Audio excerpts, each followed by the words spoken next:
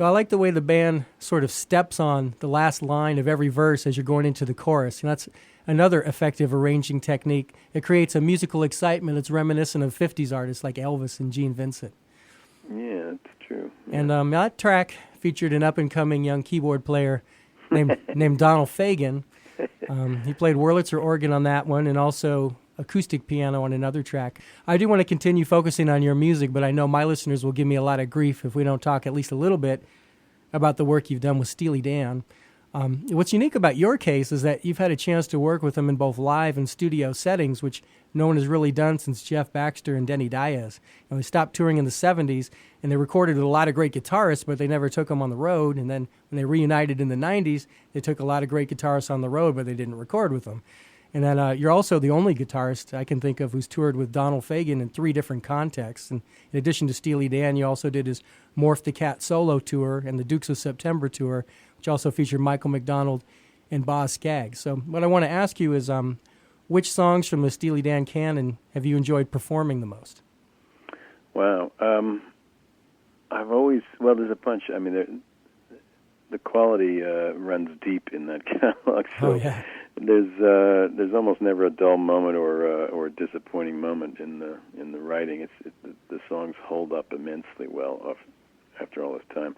But I guess I have a few favorites that come to mind. Although there are many more, I'm sure I'll just that don't pop into mind, which I've enjoyed as much, I think. But I always enjoyed playing Third World Man, which was and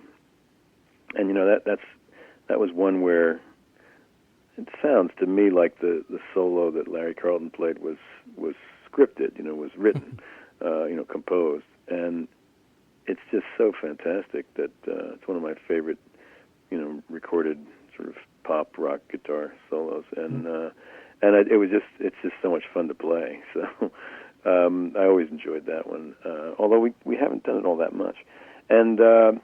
Another one we did only occasionally, which I'm not sure why, but for some reason for years Donald was sort of reluctant to do it, but we finally did start doing it a couple of years ago. Was Gaucho from the title track from their last record in that early phase, and that was just unbelievably fun to play. It was just such a wild work, So those are a couple of highlights that come to mind, but.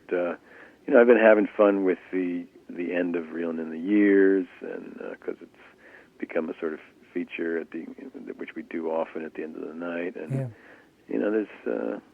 there's a lot. I have a lot of fun with Black Friday because there's a lot of room, and it's one of the few tunes in their catalog which, for a long time, stays on one chord. It throws you a harmonic curve at the end of it, for the turnaround. But that's true. But there's a good 16 bars of E7 to play on. Yeah. It's unusual for them, yeah. And it's a shuffle, and so it's it's just great for blues guitar and a lot of fun to play. So those are a few that come right to mind. Yet on the solo tour, you got a chance to perform some of the material from The Nightfly, an album which many of us revere just as much as any of his work with Steely Dan. How was that for you, and how did the crowds react to that material? It was fabulous. I think the only slightly disappointing thing about that tour, which was only, I think, about a month long, was that we had prepared so much material, not just, I think, almost every song, but maybe one on The Nightfly, but we'd prepared material from Kamakiriad and of course from Morph the Cat. So we had tons of material to play, and Donald quickly realized that the audience was responding so much more strongly to the Nightfly material that it virtually became like sort of the centerpiece of the whole night, and a lot of the other things kind of sort of fell by the wayside. We just didn't end up playing them as much, and so I kind of regretted that. And I don't know, Donald may have too, but he was clearly going where the audience was telling him to go. But and I got it. I'm the same way as you about that record. I just think it's a desert island disc. It just is. There's not a bad choice. There's not a single note on there that feels wrong. To have done one record like of that caliber is just a huge achievement, and and when you put alongside it like all the Steely Dan records, including Gaucho and Asia, which are still my two favorites. But all those earlier ones are full of gems and beautiful records as well. And the new ones have gems that I like as much as any of the early stuff as well. So I mean, it's a serious body of work and at a seriously consistent high level. Yeah. And like I said, it would be an amazing enough achievement just to have done one of those those top 3 or 4 that I love so much. But there's such depth as well. It's phenomenal, really, and he doesn't show signs of stopping either. So no, and I can kind of understand why he would gauge the set list by the audience reaction. But on the other hand, a guy like him at this point in his career has earned the right to please himself. Yeah, I mean it's an interesting thing. I think I'm guessing because I don't really know. I'm not inside his head about that, but he may have chosen. I think maybe because he enjoys the gigs more if the audience is responsive, and I see. If that's the way to, these are great tunes. So we love playing the stuff from Night Fly. I mean, it certainly was my favorite stuff to play from on that whole tour, and so it made a lot of sense. There was no reason. I mean, it isn't as if this is some sort of hackneyed hit that he has to play every True. Every time he's in public or else I got lynch him after the show. It's not like that. These are great songs to play, and I think he enjoys playing them as well. So I don't think there was any compromise there. But for me, it just felt like a shame that we couldn't. What might have been. Yeah, we couldn't have also done a greater variety of stuff. Particularly if you worked him up in rehearsal and had a sense of what they were going to be. Yeah, well, we did play him. I mean, we played probably everything we worked up, but pretty quickly the set list sort of shrunk a little to sort of feature those Night Flight tunes for sure, and I think maybe the stuff that was a little more fringe, got dropped, but some of those are fantastic and they're fun to play. So, it's just it's a sign of the times, I'm afraid. Right. Well, in terms of your studio work you've done with Steely Dan, you're involved with the sessions for both Two Against Nature and Everything Must Go. You also played on Walter Becker's Circus Money solo album, and not the Night Flyer Kamakiriad, but you did play on 2 Donald Fagen solo albums, Morph the Cat and his more recent Sunken Condos. Did any of the projects that you were involved with stand out to you as being a particular favorite, or were they all kind of similar? Well, they were all unique. My first experience with Two Against Nature was different from all the others, mostly because I got in very late in the game. That they had been working on the record for a long time, and this was the very final stage of overdubbing that I got in there for, and played on 4 tunes. And I didn't know the guys well, and it was strictly a rhythm guitar roll, and it was fun to do, and I was excited to do it. But it didn't feel anything like making the Everything Must Go record, which where I was on every tracking session, where we had 6 guys tracking at once, and where I think I'm not sure there are any other guitar players besides Walter on that one too. So I got to do much more on Everything Must Go. Yeah, Hugh was on. Yeah, Hugh McCracken, of course, was on. Yeah, he was tracking too. So, but it was the same band for every track, which was not the case on Two Against Nature. So it was made entirely differently, and it was much simpler, much more quickly done, and it kind of coheres, in a way to me, in a way Two Against Nature doesn't. Although I love Two Against Nature as well. So those are very different Steely Dan records, those first 2 that I played on, and Donald's record, Morph the Cat, I did get to play some solos on as in the overdub phase, and I also got to track the entire thing as well. So the tracking was similar to Everything Must Go for me. But then there were some overdub solos to do, which I don't think I did on Everything Must Go. So that was a little different, and it was kind of fun. But the last, the Morph the Cat record was quite different because it was only overdubs. There was no tracking, but it ends up that I'm sort of a featured soloist on that record. There's a lot of guitar and a lot of me on it, and so that was a surprise. And the great thing about working on that was that I've known Donald now for 13 some years, and we worked together a long enough time so that I think there's a mutual comfort level that just is just obvious to both of us that wasn't there many years ago. So it just felt easier to work together, and like we got more quickly to a place where we both felt we'd get good results, and so that was nice to feel too. And that doing Walter's record was a blast because it was an entirely different kind of thing for me, because he had been listening to tons of pretty rare reggae and dub music for quite a while before he made that record, and he really wanted that sound, a lot of those sounds reflected in the record, even though it's really a Walter Becker record. It's certainly not a it doesn't sound like a borrowed style. It sounds like his sort of there's definitely an influence there, but it still sounds like a Walter Becker record, with no question about it.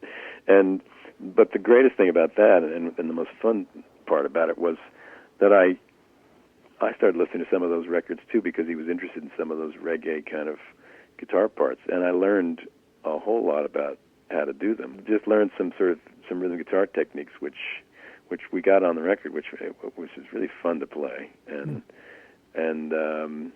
just kind of expanded my rhythm guitar concept a little bit, so it was really cool. And there's a lot of really, really interesting little details in some of those rhythm guitar parts that was really fun to do. You've obviously had a very successful long-term relationship with both Walter and Donald, and I'm wondering how much of that you attribute to your playing ability and how much to just clicking with them as people. Well, I think it's probably got to be a combination of the two. It's a little tough for me to know what the ratio might be. I certainly hope they're happy with my musical contributions, because that matters to me. And yet I know there've been lots of great players who, for whatever reason, haven't lasted long on the gig, and sometimes it's the person has got other things that they're pursuing, and they don't have the time, or they might say no to the offer. But other times, I think they probably were perfectly willing to work some more, but they just weren't asked back.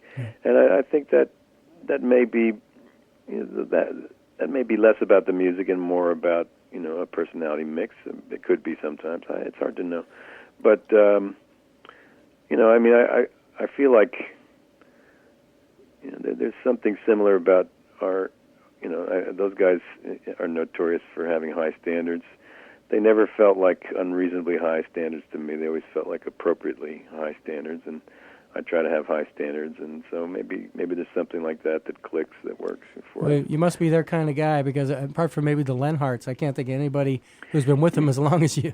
Yeah, well, the Lenharts are a good example too. I mean, they're both total pros. They're serious. They bring a lot of musicianship to the table, and Michael in particular just brings a lot of enthusiasm and creative energy, and he's a co-producer on that Sunken Condos record, and his presence there just, I think, made it an easy record to make by comparison to a lot of earlier ones that Donald has done, and it certainly was a benefit to me there. I mean, he also knows how to give Donald the room, but also how to help in a quiet way, which doesn't mess with the workflow, and does a lot of cleanup work that takes a load off of Donald, and I try to do the same thing. They've called me a musical director of the band for many years, and there's almost nothing to do, because when you got a band that's with such great players in every position, and we have that, there's no weak link in this chain. You know? No. So there's very little to do. People are very responsible to come in knowing what to do, and you know, very rarely do I have to do any kind of musical directing at all. And really, Donald and Walter are the bona fide musical directors anyway. It's their thing, and you know, they're the bosses. Yeah. But you know, the kind of thing I can do is sort of, you know, just make it easy on them, and even when they're not paying attention to stuff, or when they're not there, I can, you know, I can discuss, you know, any little issues that came up that we could do better or whatever, you know, little things like that. But like I said, there's very little to do. Yeah. But you know, I mean, I hope that like maybe some of my longevity has something to do with their understanding that I like this stuff to be great. You know, I mean, I really want it to be great. It matters to me. You know, I'm not, even after all this time, I'm not like, you know, I'm not nonchalant about these performances. I know how great it can be, and I want it to be. But I definitely feel like I try to bring that energy, and it's natural for me. And Michael's the same way. So the whole band is like that, really. I mean, I think the guys that they've settled with, you know, the guys and the girls they've settled with over the years, you know, they know that they're going to get a serious work ethic and high standards from them all. So well, let me get your take on this point then. When Carol Kay was here, she said a lot of the Brian Wilson and Phil Spector sessions she did involved playing the same song over and over for hours, and the real challenge wasn't to play the music, it was to keep from getting bored. You know, Steely Dan's also known for obsessing over tracks, though you can't argue with the results. So I get the sense that you have a lot of patience in that regard, and I'm sure they consider that a very appealing attribute. Well, I think I do have that kind of patience, although I certainly have had moments where, like, oh, boy, we're going to do this again, and, like, not really understood why we were doing it again, you know. Mm-hmm. But, you know, I'm reasonably, I got a long fuse. I don't get bugged too easily, and, you know, I'm happy to do the job. If they think there's something else to gain from doing it again, I'm happy to do it. And, you know, I'm sure sometimes they're right. I notice an interesting thing when you're recording a single track, like even as a group, you know, as a rhythm section, if you're tracking the same tune again and again, over and over, like all day long, you know, it's interesting because you get, in the very beginning, the first few takes sound really fresh, but they're kind of messy too because you know, people don't really know the tune yet, and then like as time goes on, you do a few more takes, and then it starts to get really like everybody's learning it, so all the messiness goes away, but so does all the freshness. You know? And then, like, if you keep you know, banging away at it, I think what they're often waiting for is for that curve to come up again. And when for some reason, you know, the life comes back into it, and like it's not messy anymore, and you get somehow you get a resurgence of the freshness that might have been there in earlier takes, or at least I think sometimes they're waiting for that. Yeah. You know, because like when people learn it and they all settle on the parts they're going to play, then it kind of sounds okay. We got a nice arrangement here; it's going to work, you know. But then you're waiting for the X factor, you know, which a lot of times is there in early takes, but you can't use because it's, you know, they didn't really, nobody got all the arrangement details, or the form was wrong, or this, you know, some drum fill was in the wrong place, you know, things like whatever. I mean, there's a lot of things that can mess up a take, and so, you know, but, you know, they're certainly not the first people to do, you know, many takes on a song to get it right. I mean, you know, when you look at some of those books that catalog like the Beatle recordings, you know, it's amazing the number of takes that they would do, and they were singing them all like live. The whole most of those takes they're singing live while they're playing. I don't know how their voices held out, you know. And also, Steely Dan was known for trying different complete bands on the same song. Like let's get these 6 guys to try it, and then let's get these other guys. And yeah, that's an extravagance that I think might be behind. That comes down to a budget, yeah. But, yeah, they did that on Two Against Nature, from what I understand. But that was long before I got on board. Yeah. Which I'm not so... I mean, it would have been a lot of money to make on a lot of those sessions if I were on them all.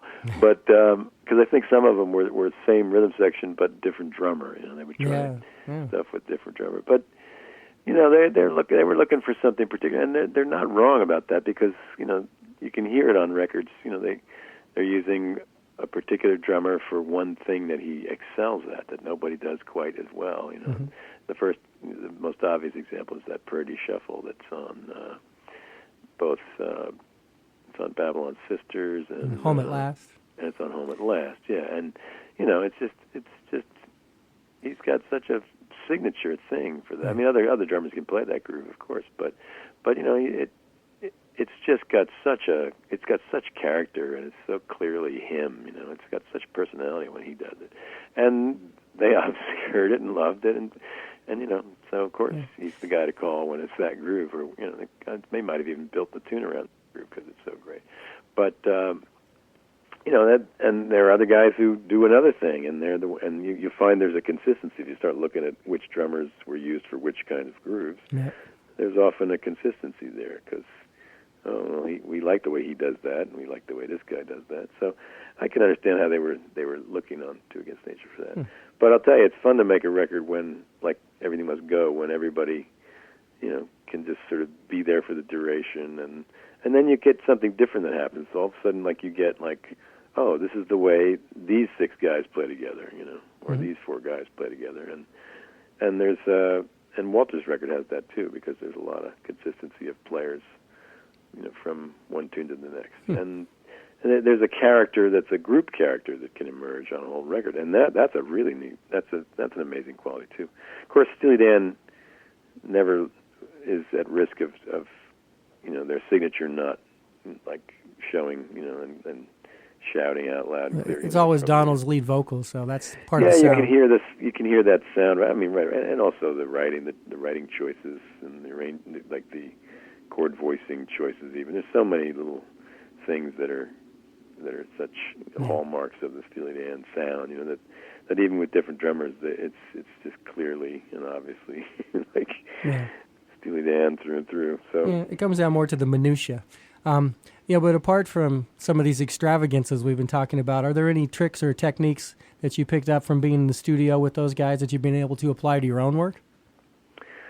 Well, not so much really, because they're actually fairly traditional and straightforward in their recording process. Okay.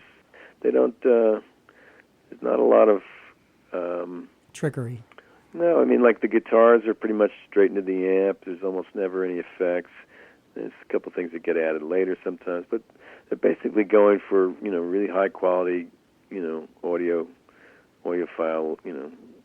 level sort of tone, and good gear and good studios and good engineers with good ears.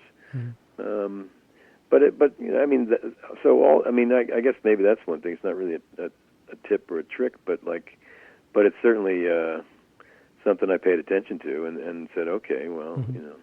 Every kick drum on those records just sounds amazing. And it's just they get the right guys, they do it in the right place. They're careful about the gear and the equipment at every step, which is which is why I said before, I prefer songwriting to making records, because making good sounding records, especially on a budget, becomes a very very technical process in a lot of ways, and there's tons of room for creative thinking as well. But particularly the more you do it yourself, the more the technical side of it can, for me, just sort of that's exactly weigh me down. That's exactly what John Lennon said. He said to him the satisfaction was writing and performing the song. All the stuff where you have to stop and get the bass levels just right was a drag to him. Yeah, it's never been the most exciting thing.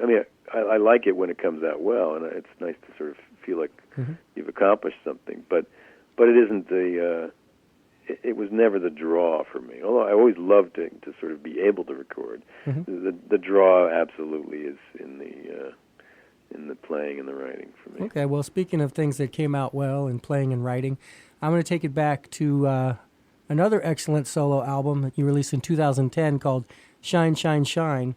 And one of my favorite tracks on that album is the one you already mentioned, In Love with Love. Oh, yeah. It's got some tasty chord changes that remind me of the great Brazilian composers like Gilberto and Jobim.